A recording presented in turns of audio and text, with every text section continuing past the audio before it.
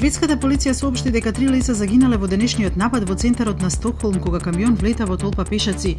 Шведскиот премиер Стефан Лофтен изјави дека неговата земја е нападната и дека се укажува на тоа дека денешниот напад со камион во толпа е тероризам.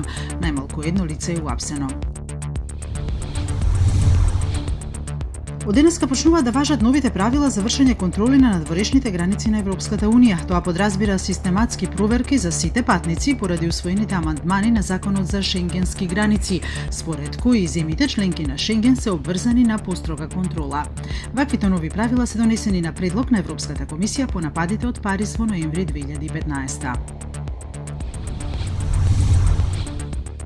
Доколку продолжи отстапувањето од демократијата во Унгарија, Европската Унија може да го разгледа активирањето на процедурата според членот 7 од ЕУ договорот, со кој се предвидуваат санкции против земја членка, предупреди портпаролот на Европската народна партија.